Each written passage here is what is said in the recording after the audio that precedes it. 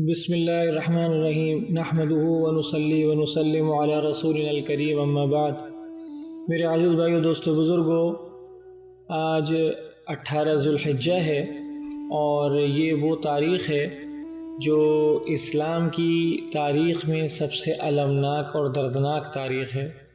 کہ اس تاریخ کے اندر ایک بہت بڑا حادثہ پیش آیا، اور وہ حادثہ سیدنا عثمان غنی رضی اللہ تعالی عنہ کی مظلومانہ شہادت کا واقعہ۔ حضرت عثمان غنی رضی اللہ تعالی عنہ رسول اللہ صلی اللہ علیہ وسلم کے داماد ہیں، اور آپ کو اس لیے ذو النورین کہا جاتا ہے کہ یکے بعد دیگرے دو بیٹیاں حضور پاک علیہ الصلوۃ والسلام کی آپ کے نکاح کے اندر آئیں، اور پہلی بیٹی کا انتقال ہوا تو پہلی بیٹی کے بعد دوسری بیٹی کا نکاح آپ نے حضرت عثمان سے کرا دیا، اور پھر جب دوسری بیٹی کا بھی انتقال ہو گیا تو اللہ کے رسول صلی اللہ علیہ وسلم نے ارشاد فرمایا کہ اگر میری اور کوئی بیٹی ہوتی تو میں اس کا نکاح بھی عثمان سے کر دیتا۔ اللہ کے رسول کو سیدنا عثمان رضی اللہ تعالی عنہ سے بڑی محبت تھی۔ آپ حضرات کے سامنے ان کے چند فضائل بیان کریں گے، اور اس فضائل سے مقصود یہ ہے کہ سیدنا عثمان رضی اللہ تعالی عنہ کی عظمت اور آپ کی فضیلت ہماری نگاہوں کے سامنے آ جائے، اور ہمارے دل آپ کی محبت سے اور زیادہ لبریز اور سرشار ہو جائیں۔ کچھ واقعات آپ حضرات کے سامنے بیان کرنے ہیں۔ اللہ کے رسول صلی اللہ علیہ وسلم اماں عائشہ صدیقہ رضی اللہ تعالی عنہ کے حجرے کے اندر تشریف فرما ہیں۔ اماں فرماتی ہیں کہ میرے بستر کے اوپر آپ لیٹے ہوئے ہیں اور میری چادر آپ نے اوڑھی ہوئی ہے، اور اس حالت کے اندر ابو بکر جو میرے باپ ہیں وہ اللہ کے رسول کے پاس آتے ہیں اور اجازت چاہتے ہیں۔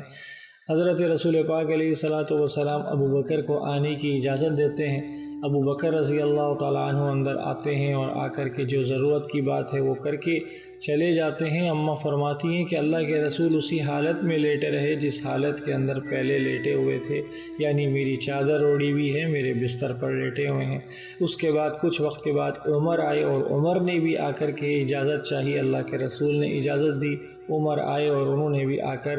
اپنی ضرورت کی بات کی، اور پھر اس کے بعد آپ تشریف لے گئے۔ اللہ کے رسول اسی طرح لیٹے رہے، اور پھر کچھ وقت کے بعد سیدنا عثمان غنی رضی اللہ تعالی عنہ کا آنا ہوا، اور آپ نے اجازت چاہی۔ جب آپ آئے ہیں تو اللہ کے رسول صلی اللہ علیہ وسلم جو میرے بستر پر چادر اوڑھے لیٹے ہوئے تھے سنبھل کر بیٹھ گئے، اور پھر مجھے بھی حکم دیا کہ اے عائشہ، تم بھی اپنے آپ کو اچھے طریقے سے چادر سے لپیٹ لو۔ یہ وہ وقت تھا کہ جب پردے کا حکم نازل نہیں ہوا تھا۔ اماں عائشہ فرماتی ہیں کہ سیدنا عثمان رضی اللہ تعالیٰ عنہ آئے، اللہ کے رسول کے پاس بیٹھے، ضرورت کی بات کی، اور اپنی ضرورت کی بات کرنے کے بعد تشریف لے گئے۔ جب وہ تشریف لے گئے تو میں نے اللہ کے رسول صلی اللہ علیہ وسلم سے سوال کیا، یا رسول اللہ، ابو بکر و عمر آئے، آپ اسی حالت میں لیٹے رہے، لیکن جب عثمان آئے تو آپ سنبھل کر بیٹھ گئے، آخر اس کی کیا وجہ؟ تو فرمایا رسول اللہ صلی اللہ علیہ وسلم نے کہ اے عائشہ، عثمان ایسے آدمی ہیں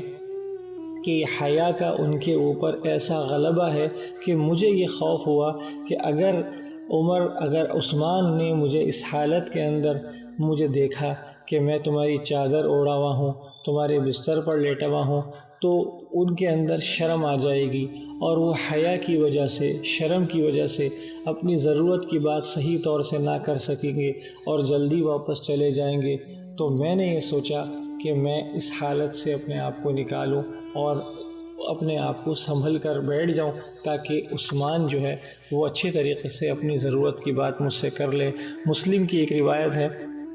کہ اللہ کے رسول نے اماں عائشہ کے اس سوال کے جواب میں فرمایا تھا، الا استحyi من رجل تستحyi منہ الملائکہ، کیا میں ایسے آدمی سے حیا نہ کروں، کیا میں ایسے آدمی کا لحاظ نہ کروں جس کا فرشتے بھی لحاظ کرتے ہیں۔ تو میرے عزیز دوستو، یہ حضرت عثمان رضی اللہ تعالی عنہ کی یہ ایک بہت بڑی فضیلت ہے۔ اسی طریقے سے غزوہ تبوک کا موقع ہے، اللہ کے رسول لوگوں کو ترغیب دے رہے ہیں غزوہ تبوک کے اندر مدد کرنے کی اور لوگوں کو سامان جہاد فراہم کرنے کی۔ اس موقع پر سیدنا عثمان رضی اللہ تعالیٰ عنہ کھڑے ہوئے ہیں، اور پھر اللہ کے رسول سے کہہ رہے ہیں، یا رسول اللہ، 100 اونٹ میرے ذمے ہیں، میں پورے سامان سامان کے ساتھ ان کے اوپر سامان لدا ہوا ہوگا اور ان کے اوپر ضرورت کی تمام اشیاء موجود ہوں گی، میں اللہ کے راستے میں دیتا ہوں۔ اور پھر اللہ کے رسول کھڑے ہو کر ترغیب دے رہے ہیں۔ پھر اللہ کے رسول کی اس ترغیب کے مقابلے میں عثمان فرماتے ہیں، یا رسول اللہ میں مزید 200 اونٹ دیتا ہوں اللہ کے راستے میں پورے ساز و سامان کے ساتھ۔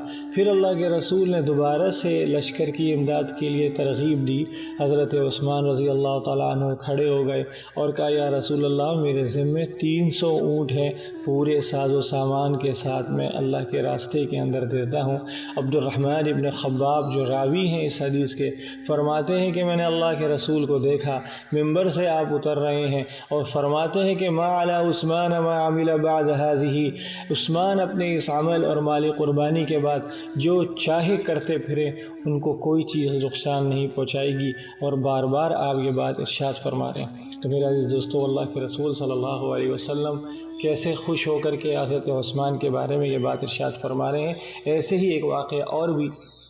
عبد الرحمن ابن سمورہ رضی اللہ تعالیٰ عنہ کی روایت ہے کہ حضرت عثمان رضی اللہ تعالیٰ عنہ اللہ کے رسول کے پاس غزوہ تبوک کے موقع پر اپنی آستین میں 1000 دینار اشرفیاں لے کر کے آ گئے ہیں، اور وہاں آ کر اللہ کے رسول کی گود میں ان اشرفیوں کو ڈال دیا ہے، اور اللہ کے رسول ان اشرفیوں کو اپنی گود میں الٹ پلٹ رہے ہیں، اور 2 مرتبہ آپ نے یہ ارشاد فرمایا، ما ضر عثمان ما عمل بعد اليوم، یعنی آج کے دن کے بعد عثمان جو کچھ بھی کرے ان کو کوئی چیز ضرر اور نقصان نہیں پہنچائے گی، ان کو کوئی چیز ضرور نقصان نہیں پہنچائے گی۔ حضرت انس رضی اللہ تعالیٰ عنہ سے روایت ہے کہ جب صلح حدیبیہ کا موقع ہے، اللہ کے رسول صلی اللہ علیہ وسلم نے بیت رضوان کے لیے ارشاد فرمایا، تو اس وقت عثمان رضی اللہ تعالیٰ عنہ حضور کی قاصد اور سفیر کی حیثیت سے مکہ گئے ہوئے ہیں۔ تو اس وقت جتنے لوگ موجود تھے، حاضر تھے، انہوں نے اللہ کے رسول کے ہاتھ پر بیعت کر لی۔ اصل میں یہ واقعہ ہجرت کے 6 سال میں اللہ کے رسول کے خواب کے بارے میں آیا ہے کہ جب اللہ کے رسول نے خواب دیکھا تھا، قرآن کریم کے اندر بھی اس کے بارے میں ارشاد ہے کہ اللہ کے رسول نے یہ دیکھا کہ ہم عمرے کے لیے جا رہے ہیں، تو اب صحابہ سے اس بات کا ذکر فرمایا، تو صحابہ نے شدید اصرار کیا کہ عمرے کے لیے مکہ معظمہ چلتے ہیں۔ تو اس وقت اللہ کے رسول کے ساتھ 1400 صحابہ تھے، اور عمرے کی سفر کی نیت سے یہ حضرات جو ہیں مدینے سے نکلے تھے، اور ذی قعدہ کا مہینہ تھا جو اشہر حرم میں سے ہے۔ 4 مہینے ہیں جو اللہ کے ہاں بہت زیادہ معزز ہیں، ان میں سے ایک ذوالقعدہ بھی ہے جو اشہر حرم کے اندر شمار اس کا ہوتا ہے، اور مشرکین بھی مکہ بھی اس وقت اس کا احترام کیا کرتے تھے اور جنگ و جدال، لڑائی قتال سے اپنے آپ کو بچایا کرتے تھے۔ اس وقت حضرت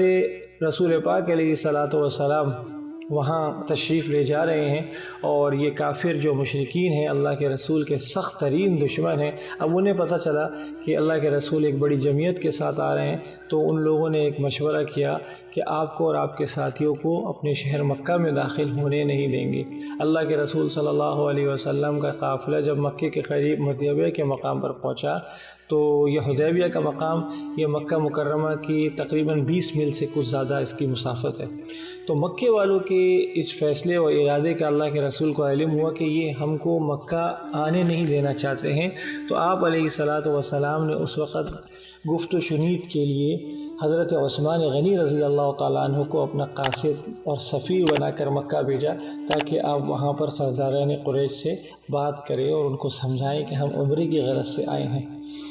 اور اللہ کے رسول نے خاص طور سے حضرت عثمان کو اپنا جو قاصد بنا کر بھیجا تھا، وہ اس لیے بھیجا تھا کہ وہاں جو مخالفین کے جو لیڈر تھے، جو ان کے سردار تھے، وہ حضرت عثمان کے بعض قریبی رشتہ دار تھے۔ تو آپ علیہ الصلاۃ والسلام نے اس مقصد سے ان کو بھیجا کہ قریش کے سرداروں کو اطمینان دلائیں کہ ہم صرف عمرے کے لیے آئے ہیں، اس کے علاوہ ہمارا کوئی مقصد نہیں۔ اب اللہ کے رسول کی اس ارشاد کے بعد حضرت عثمان تشریف لے گئے ہیں وہاں قاصد بن کر کے، اور اس حساب سے کہ جس حساب سے ان کو واپس آ جانا چاہیے تھا، جب واپس نہیں آئے تو یہ حضور کے قافلے کے اندر یہ خبر پہنچ گئی کہ نعوذ باللہ عثمان کو دشمنوں نے شہید کر دیا ہے۔ آپ کو بہت رنج ہوا، دکھ ہوا، آپ نے اس وقت طے فرما لیا اگر ایسا ہی ہے تو پھر جنگ ہوگی اور پھر لڑائی ہوگی، اور تمام ساتھیوں کے اندر اس خبر سے اشتعال پیدا ہو گیا، اور اللہ کے رسول نے صحابہ کرام رضوان اللہ علیہم اجمعین سے جہاد فی سبیل اللہ اور شہادت تک ثابت قدم رہنے کے اوپر خصوصی بیعت لی۔ ایک درخت کے نیچے یہ بیعت لی گئی تھی، اور قرآن مجید میں اس موقع پر بیعت کرنے والوں کے لیے اللہ نے خاص الخاص رضا کا اعلان فرمایا، اور فرمایا کہ بیعت رضوان ہے، اور اللہ نے اس کو بیعت رضوان کے نام سے ذکر فرمایا۔ یہ بیعت اس وقت دی گئی کہ حضرت عثمان اس وقت موجود نہیں ہیں، حضور کے قاصد کی حیثیت سے مکہ گئے ہوئے ہیں، اور اس وقت جتنے صحابہ وہاں موجود ہیں انہوں نے اللہ کے رسول کے دست مبارک پر اپنا ہاتھ رکھ کر بیعت کی۔ جیسے حضرت انس رضی اللہ تعالیٰ عنہ کی روایت ہے کہ جتنے لوگ وہاں موجود تھے انہوں نے اللہ کے رسول کے ہاتھ پر بیعت کر لی، اپنا ہاتھ اللہ کے رسول کے ہاتھ پر رکھ کر کے یہ بات کہی کہ ہم اللہ کے رسول کے ساتھ اس وقت تک لڑائی کریں گے جب تک ہماری شہادت نہیں ہو جاتی۔ اور اس وقت چونکہ حضرت عثمان موجود نہیں ہیں تو اللہ کے رسول صلی اللہ علیہ وسلم نے اپنا ایک دست مبارک اپنے دوسرے دست مبارک پر رکھا اور فرمایا کہ یہ عثمان کی طرف سے میں بیعت کرتا ہوں، میں یہ عثمان کی طرف سے۔ تو حضرت انس رضی اللہ تعالیٰ عنہ فرماتے ہیں کہ حضور پاک علیہ الصلاۃ والسلام کا دست مبارک جس سے آپ نے عثمان کی طرف سے بیعت کی وہ عثمان کے حق میں ان دوسرے تمام لوگوں کے ہاتھوں سے بہتر تھا جنہوں نے خود اپنی طرف سے بیعت کی تھی۔ یہ ترمذی کی روایت ہے جو حضرت انس رضی اللہ تعالیٰ عنہ سے مروی ہے۔